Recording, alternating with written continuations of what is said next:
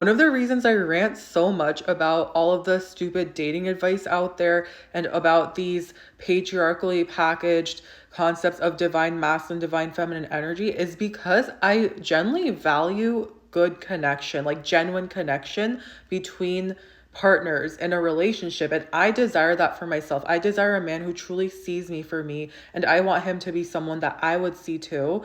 And I hate this mainstream advice because it distances people from actual connection. Instead, it teaches them to do these manipulative tactics and to put on performances because usually it's assumed that men are not capable of mature communication, that men are not capable of understanding women, or it's not in their nature to value their woman as partners unless she exhibits being so feminine in ways that stroke his ego and appeal to his sex drive and this supposed primal need to protect and provide. And don't get me wrong, I would love a man who is protective. I would love a man who wants to provide for me, but at the same time, these aren't indicators that a man really values and loves you for you. Sure, it can be an indicator that doing these things makes him feel proud of himself. But him feeling proud of himself for doing these things for you does not mean that he sees you as a whole human being. It does not mean that he values your mind and who you are. Whether I end up being in a relationship where I'm staying at home and a man is providing for me, or if I end up in a relationship where we're both equal breadwinners, my biggest thing is that I need to feel like we're on a team. I also want a man who really desires and requires that we are a team, that we value each other for who we are, and because we're in things together, that we will do whatever we need to, that we will fight for each other, we'll fight for a relationship, we'll fight for ourselves individually in our dreams, and have this interpersonal support where we have open communication and just deep connection, where we're not having to talk to other people to figure out how to get the other person to respect us. Because if you're having to rely on other people to teach you how to get someone to see you, especially when this person is supposed to be so intimate in your life, as intimate as a life partner, and you're doing this so often because the other person just isn't receptive to you, you're basically carrying the burden of making this relationship work, then it's not you that's the problem. And it doesn't matter how many therapists, how many coaches, how many videos you watch, because if your partner doesn't respect you and see you as a human being, they don't respect you and see you as a human being. That is a value thing. That is a personality thing. That is a character thing. And I refuse to have to shrink myself and to put on a performance in a relationship where I'm supposed to be free, where I'm supposed to be loved for who I am and chosen for who I am. And if a man is providing for me or being there for me or choosing to propose to me or just be in a relationship with me, I want him to do it from a place of love, not from a place of ego, not from a place of proving himself. I want to know that we got each other so that we don't have to go to these external sources.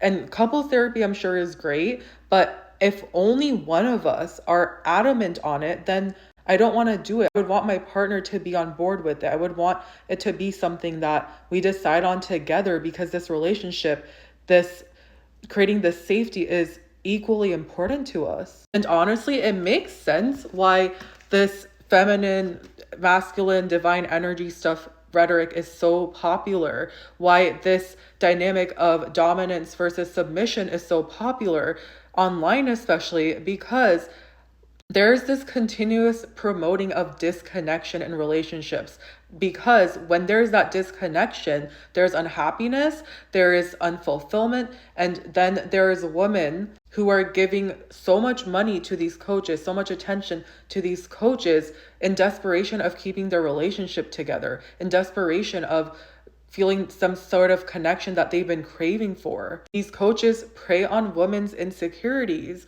and make them feel like they're the problem for their man not being respectful, of not mutually valuing the relationship, because it feeds into this common concept I've also seen in these divine feminine energy coach spaces, platforms, that masculine man cares and prioritizes passion and purpose, which means like a career, being a hero, while a woman prioritizes love and connection. Like, do you see how messed up that idea is?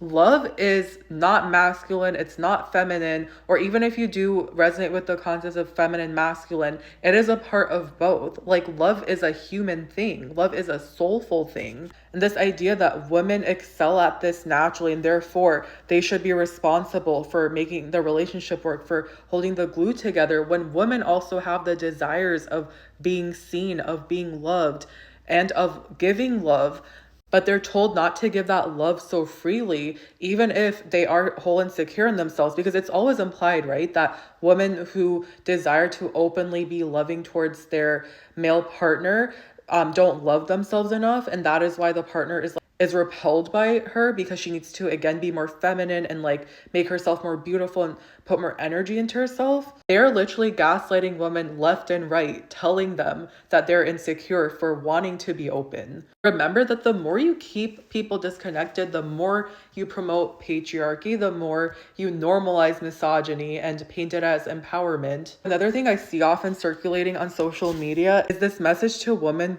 saying, woman, why would you want to work in this soul-sucking 9 to 5 where some random person is your boss instead of being at home where your husband who you love is your boss? And it's like, why are you using these capitalist terms to describe a relationship at home? Why are you just telling a woman to replace one workplace with another workplace and painting the relationship, the partnership, the marriage potentially she has with her male partner in this hierarchy dynamic? It's so funny that they really thought they did something with that. And it's not like everyone wants to work a 9 to 5. People want autonomy. People need, like, women need autonomy. They're more vulnerable than men in most situations, and especially if she does not have her own income or financial security, and she has children on top of that. And I also want to say that concept of working for your man instead of working for a boss at a corporate job is so revealing. Like, the people who resonate with that